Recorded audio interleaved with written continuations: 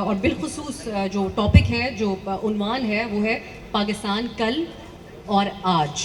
اور اس میں ہمارا جو فوکس ہوگا وہ سماجی پہلوؤں پر ہوگا، صحافتی اعتبار سے بھی ہم بات چیت کریں گے، اور جو سیاسی معاملات ہیں، کل کیسے تھے پاکستان میں، آج کیسے ہیں، اور مستقبل میں کی کیا امید ہمیں ہونی چاہیے، اس پہ بھی ہم بات کریں گے.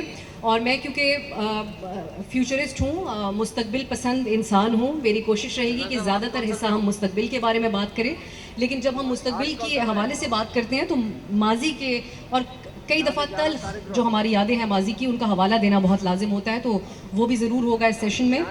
اور جو شخصیت میرے ساتھ تشریف فرما ہے، آپ سب بلکہ ملک کا بچہ بچہ ان کو بہت بہتر طریقے سے جانتے ہیں. آپ نے دہائیوں سے ملک میں صحافت کی ہے، اور وہ دور جو اخبار کا دور تھا وہاں سے آغاز کرتے ہوئے الیکٹرانک میڈیا یعنی ٹی وی، اس پہ آپ نے اپنا نام کمایا، اور آج کل جس کو انگریزی میں جنریشن زی کا دور کہتے ہیں، اس میں سوشل میڈیا کے دور میں بھی آپ کسی سے پیچھے نہیں ہیں. آپ نے مختلف ادوار میں اپنے آپ کو ڈھال لیا موقع کی مناسبت سے. میں ہند کو بولنے والی، اور آج ہم بیٹھے ہیں کراچی میں اردو ادب کے حوالے سے بات کرنے کے لیے، اور ہمارے سامنے جو عوام ہے وہ پاکستان کے سب سے باشعور اور اہل زبان بیٹھے ہیں. کیسا محسوس کر رہے ہیں آپ؟ یہ ہمارا صحافیوں کا ایک سوال ہوتا ہے جو میں چاہ رہی تھی سب سے شروع میں ہی پوچھ لوں. کیسا محسوس کر رہے ہیں میر صاحب؟ دیکھیں، میں تو اس نسل سے تعلق رکھتا ہوں جس نے جب صحافت شروع کی تو پاکستان میں طبقاتی جدوجہد ہو رہی تھی، اور وہ جدوجہد آج بھی جاری ہے. تو اس وقت میں یہ سمجھتا ہوں کہ میرے سامنے جو لوگ بیٹھے ہیں یہ بالکل باشعور ہیں، لیکن ان میں پاکستان کے جو مظلوم ترین قومیں ہیں پاکستان کی، ان سے تعلق رکھنے والوں کی اکثریت ہے. تو ایک پاکستان میں ظالم طبقہ ہے، ایک پاکستان میں مظلوم طبقہ ہے، اور مظلوم طبقے میں بھی پھر اگر آپ تفریق کریں تو کوئی بہت مظلوم ہے، کوئی مظلوم ترین ہے. تو یہاں پہ مجھے مظلوم ترین بھی نظر آ رہے ہیں. تو اس لیے میں نہ کشمیری ہوں نہ پنجابی ہوں، کچھ بھی نہیں ہوں. میں اپنے آپ کو اگر مظلوم طبقے کا ساتھی کہوں تو زیادہ مناسب ہے، کیونکہ یہاں مظلوموں کی اکثریت ہے. ہمارے یہاں امیر صاحب مظلوم طبقے کو ہی باشعور ترین کا خطاب میں نے دیا تھا جو آپ سے سوال کیا اس میں. اب ٹاپک کی طرف آتے ہیں، اور ہماری کوشش ہوگی کہ بہت ساری سوالات ہیں، اور میں جو یہاں پر حاضرین ہیں ان کو بتانا چاہتی ہوں. دلچسپ بات یہ ہے کہ آخر میں آپ لوگوں کو سوالات کرنے کا موقع بھی ملے گا. میری کوشش رہے گی کہ میں اپنے سوالات کو بہت مختصر رکھوں. اگر ہم ماضی سے شروع کریں، حال کی طرف آئیں گے اور مستقبل کی بھی بات کریں گے. پیش گوئی نہیں، لیکن میں چاہوں گی کہ آپ جو گراؤنڈ ریالٹیز ہیں، حقیقتیں ہیں، ان کے مطابق مستقبل کے حوالے سے بھی بات کریں. ماضی ہم نے مختلف ادوار دیکھے امیر صاحب، اور آپ نے باقاعدہ طور پہ ان ادوار کو کور کیا صحافتی اعتبار سے. آمریت کا دور ہم نے دیکھا، ویسی جمہوریتیں دیکھی جو جمہوری طور پہ نہیں چل رہی تھی، اس کو ہائبرڈ رجیم کہا جاتا ہے. اور ہم نے وہ جمہوری دور بھی دیکھا جس میں اقتدار کی منتقلی بہت پیسفل طریقے سے ہو گئی. آپ کے خیال میں پاکستان میں آج تک تاریک ترین دور کون سا تھا؟ لوگ مختلف حوالے دیتے ہیں، لیکن آپ ذاتی طور پہ کس دور کو سب سے تاریک دور سمجھتے ہیں پاکستان کا؟ دیکھیں، سب سے پہلے تو میں ماضی قریب کی بات کروں گا. 2 سال پہلے یہاں پہ آرٹس کونسل کراچی میں اردو کانفرنس تھی، اور ایک سیشن ہوا تھا، اور میں اسی جگہ پہ بیٹھا تھا، اور میرے ساتھ آسمہ شرازی تھیں. وہ سوال کر رہی تھی، میں جواب دے رہا تھا، اور ہمارے سامنے کراؤڈ بیٹھا تھا، ہماری باتیں سن کے وہ نعرے لگا رہا تھا. اور اس کے بعد پھر 2 سال مجھے نہیں بلایا گیا. تو اس کا ذرا خیال رکھیں کہ میں اگلے سال بھی آنا چاہتا ہوں، ٹھیک ہے؟ تو یہ میں نے آپ کو بات اس لیے بتائی ہے کہ پاکستان میں ہر دور جو ہے اس میں تاریکی تھی، خواہ وہ جمہوری دور تھا، خواہ وہ امریت کا دور تھا. اب پچھلا دور ہے وہ جمہوری دور تھا، لیکن پچھلے دور میں آپ دیکھیں، آرٹس کونسل والوں سے پوچھیں، ان کا تو کوئی قصور نہیں ہے نا، یہ تو ایک سرکاری ادارہ ہے. تو یہ تو آپ کو اور مجھے بلا لیتے ہیں، پھر آپ ایسے سوال کرتی ہیں، میں ایسے جواب دیتا ہوں کہ پھر 2 سال ہمیں نہیں بلایا جاتا. لیکن اس کے باوجود آپ یہ دیکھیں کہ یہاں پہ فاضل جمیلی صاحب بیٹھے ہیں، کراچی پریس کلب کے پریزیڈنٹ ہیں. پاکستان میں کراچی پریس کلب جیسے ادارے موجود ہیں، یہ آرٹس کونسل جیسے ادارے موجود ہیں. ہر تاریخ دور میں یہ جو ادارے ہیں انہوں نے کوئی نہ کوئی امید کی اور جمہوریت کی شمع جلائی رکھی. اور یہ جو امید ہے یہ آپ کو یہاں جو لوگ بیٹھے ہوئے ہیں ان کے چہروں پر بھی نظر آ رہی ہے. پاکستان میں جو تاریک ترین ادوار تھے وہ ادوار تھے جب پاکستان میں جمہوریت نہیں تھی. اور آپ نے سنا ہوگا, ہم سب بہت تواتر کے ساتھ ایک فقرہ دہراتے رہتے ہیں, سہیل وڑائچ صاحب یہاں موجود ہیں, یہ بھی یہ فقرہ بہت دفعہ دہرا چکے ہیں کہ بہترین آمریت جو ہے, بہترین ڈکٹیٹرشپ جو ہے, وہ اس کے حق میں بہت سے لوگ بات کرتے ہیں کہ جی پاکستان میں جو ایوب خان کا دور تھا یہ بڑا بہترین تھا, بڑی ترقی ہوئی. لیکن ہم لوگ یہ کہتے ہیں کہ بدترین جمہوریت جو ہے وہ بہترین آمریت سے بہتر ہوتی ہے. تو پاکستان میں جب بھی آمریت آئی, پاکستان میں ظلم کا اور انسانی حقوق کی خلاف ورزیوں کا دور گرم ہوا. آپ دیکھ لیں کہ ایوب خان کے دور میں جو نفرتیں اس کراچی شہر میں بوئی گئی, انہوں نے کراچی کے لوگ جو ہیں وہ محترمہ فاطمہ جناح کے ساتھ تھے. الیکشن میں دھاندلی سے فاطمہ جناح کو ہرا دیا گیا, اس شہر کے لوگوں پہ گولی چلی, اور اس گولی چلنے کے بعد جو فساد شروع ہوا وہ فساد آج تک چل رہا ہے. اور اس میں جو پاکستان کی جو مظلوم اقوام تھیں وہ فاطمہ جناح کے ساتھ تھیں, اور جو ظالم طبقہ تھا وہ ایوب خان کے ساتھ تھا. تو میں سمجھتا ہوں کہ وہ نقطہ آغاز تھا جب جنوری 1965 میں جو صدارتی الیکشن ہوا تھا, تو آپ نے مادر ملت کو, قوم کی ماں کو, پاکستانی فوج کا ایک جرنیل جو اس ملک پر حکومت کر رہا تھا, اس نے مادر ملت کو, قوم کی ماں کو دھاندلی کر کے شکست دی. ایوب خان جیت گیا, پاکستان ہار گیا.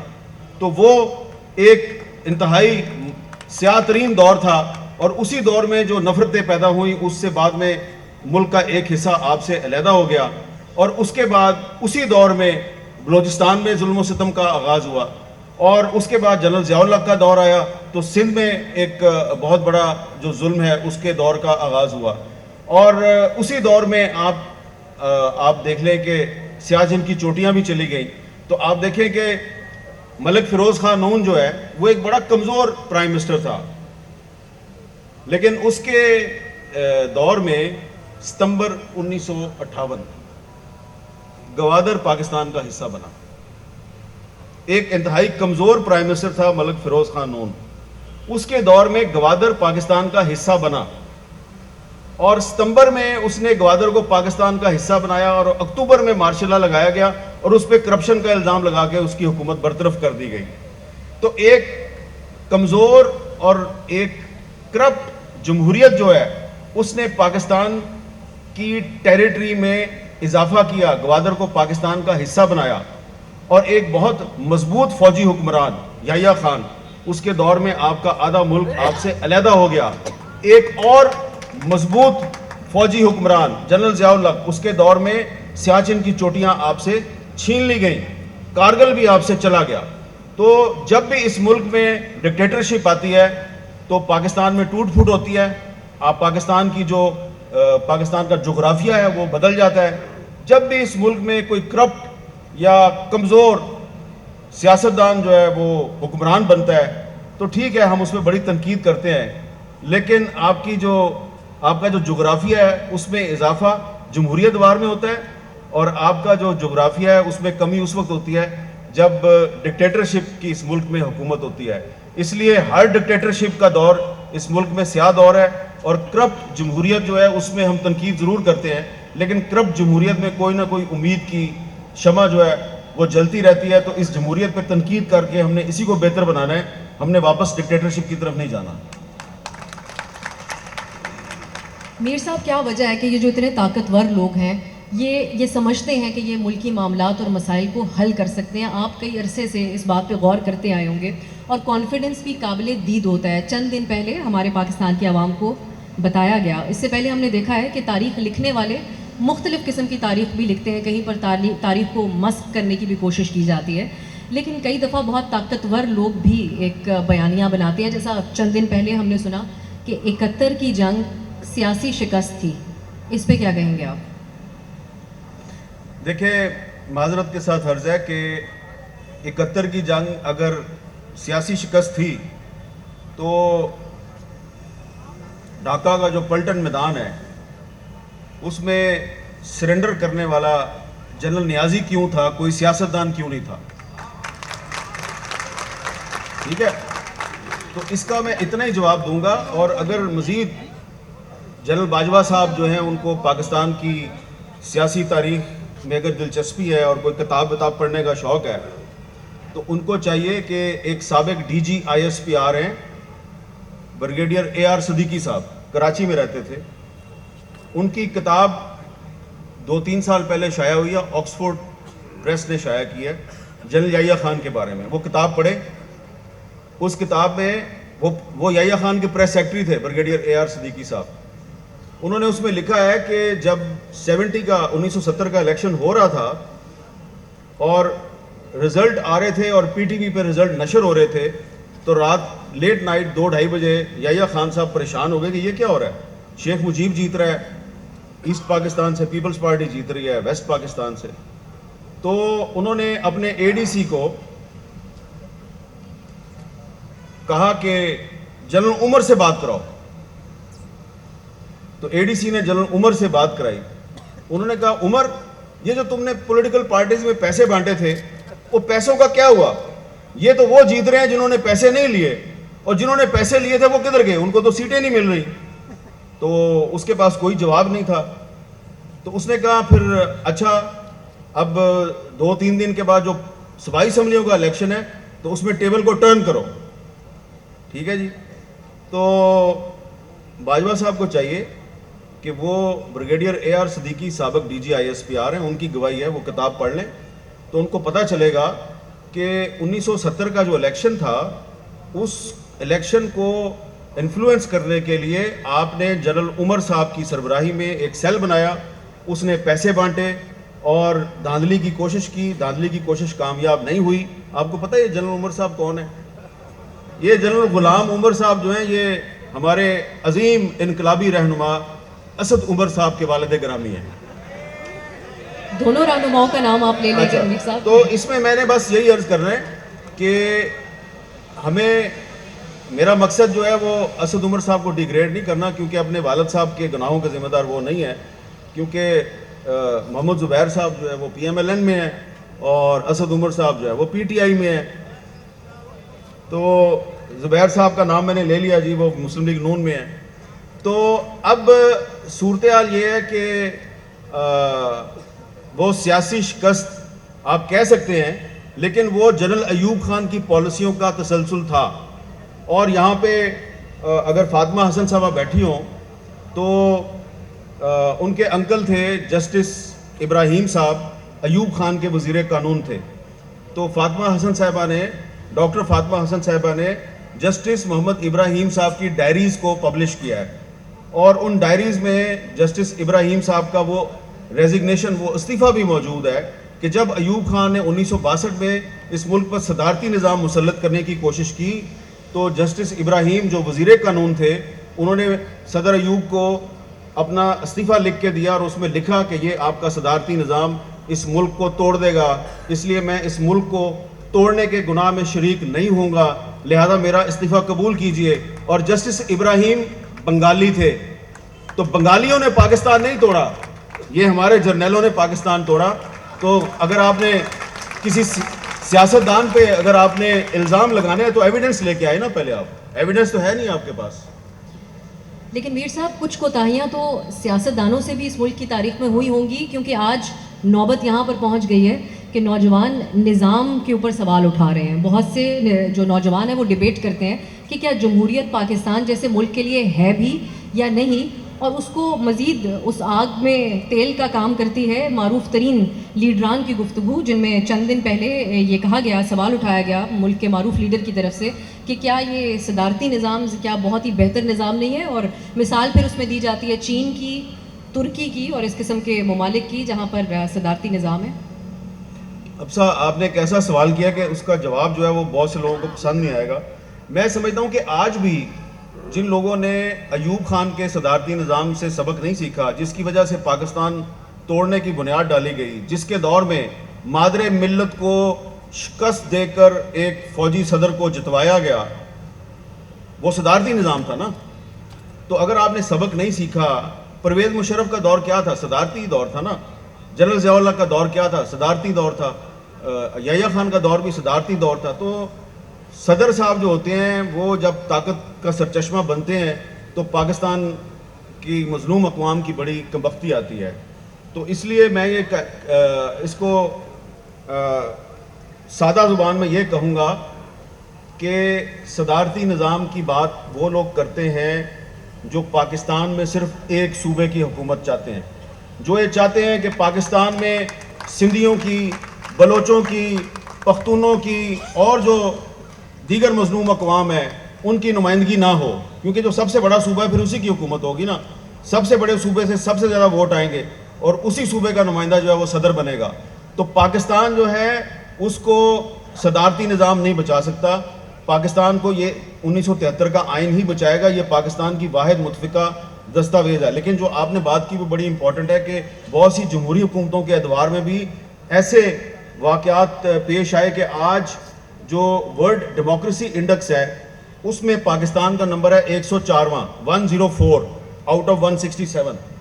اور ہائیبرڈ ڈیموکریسی ہے. آپ نے بھی ہائیبرڈ ڈیموکریسی کا لفظ استعمال کیا. ہائیبرڈ ڈیموکریسی کا مطلب ہے کہ جیلی جمہوریت. اور انہی ہماری جمہوری حکومتوں, سیاسی حکومتوں کے دور میں جو نظام انصاف ہے تو رول آف لاء میں بھی پاکستان کا نمبر 130واں ہے. ہم بہت نیچے ہیں جبکہ انڈیا جو ہے وہ بہت اوپر ہے. آزادی صحافت میں پاکستان کا نمبر جو ہے وہ 157 ہے, 157 نمبر ہے ہمارا. ہم ہر معاملے میں نیچے ہیں اور یہ جمہوری ادوار میں ہے. اگر میں ایک مثال دینا چاہتا ہوں, کسی کو میں اوفینڈ نہیں کرنا چاہتا. یہ یہاں پہ یہ سامنے یہ ایک نوجوان بچی بیٹھی ہوئی ہے, اس کا نام ہے سمی دین بلوچ. اس نے ماسک پہنا ہوا ہے. آپ, میں ماسک کے بغیر پہچان رہا ہوں, آپ سمی دین ہی ہیں. 2009 میں ان کے والد ڈاکٹر دین محمد بلوچ کو بلوچستان سے اٹھایا گیا. ایک سرکاری ہاسپٹل کا ڈاکٹر, سرکار کا ملازم. اس وقت یہ اور ان کی بہن بہت چھوٹی تھیں. میں ان کو 2009 سے دیکھ رہا ہوں. جمہوری دور تھا, پیپلز پارٹی کا دور تھا, جمہوری دور تھا. یہ بہنیں جو ہیں یہ 2009 سے کراچی, کوئٹہ, اسلام آباد اور پتہ نہیں کہاں کہاں پہ دھکے کھا رہی ہیں, اپنے باپ کو تلاش کر رہی ہیں. ابھی پرسوں بھی میں کوئٹہ میں تھا ایک جگہ پر, وہاں پہ بھی میں نے ان کے والد صاحب کا کیس جو ہے وہ پیش کیا اور ہاتھ باندھ کے درخواست کی کہ یار اگر وہ مجرم ہے تو اس کو کورٹ میں پیش کر دو, اگر وہ مجرم نہیں ہے تو اس کو چھوڑ دو. تو یہ ہماری جمہوری حکومتوں کے ادوار میں آپ دیکھیں کہ اس ملک کے جو شہری ہیں ان کو آئین اور قانون کو پامال کر کے اٹھایا جاتا ہے اور اس قوم کی مائیں بہنیں جو ہیں وہ سڑکوں پہ دھکے کھاتی ہیں اور فریادیں کرتی ہیں, انصاف مانگتی ہیں. ان کو انصاف نہیں ملتا. جب یہ احتجاج کرتی ہیں سڑکوں پہ جا کے تو پھر اس حکومت, شہباز شریف صاحب کی حکومت کے وزراء جو ہیں وہ ان کے ساتھ کوئٹہ جا کے وعدے کرتے ہیں اور ان کے بعد نہ یہ وعدے پورے کرتے ہیں, نہ عمران خان کی حکومت وعدے پورے کرتی ہے, نہ اس سے پہلے جو حکومت تھی وہ وعدے پورے کرتی ہے, نہ اس سے پہلے کی حکومت وعدے پورے کرتی ہے. کیونکہ یہ حکومتیں جو ہیں یہ ہمیں بے اختیار نظر آتی ہیں. تو ان کے پاس اقتدار تو ہے, ان کے پاس اختیار نہیں ہے.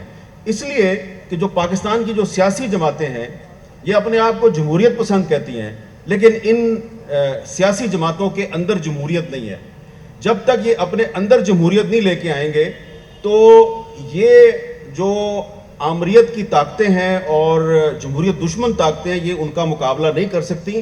اور جب ان کے پاس طاقت نہیں ہوگی تو اس قوم کی مائیں بہنیں بیٹیاں یہ سب جو ہیں وہ سڑکوں پہ دھکے کھاتی رہیں گی اور انصاف کے لیے فریادیں کرتی رہیں گی. اور جو بات میں نے پرسوں کوئٹہ میں کہی تھی وہ میں آج دوبارہ کہتا ہوں کہ ٹھیک ہے ہم لوگ ڈکٹیٹرشپ پہ ہمیشہ تنقید کرتے ہیں اور آئندہ بھی اگر ڈکٹیٹرشپ آئی تو ہم اس کے خلاف لڑیں گے. لیکن یہ جو ہماری سیاسی حکومتیں ہیں ان سے گزارش ہے کہ ایک چیز پہ ضرور غور کریں کہ اگر پاکستان کی مظلوم اقوام کی مائیں اور بہنیں سڑکوں پر ریاست کو بد دعائیں دیں گی تو اس ریاست میں کبھی چین نہیں آئے گا. اس ریاست میں اسی وقت چین آئے گا جب یہاں پہ آئین اور قانون کی حکمرانی ہوگی.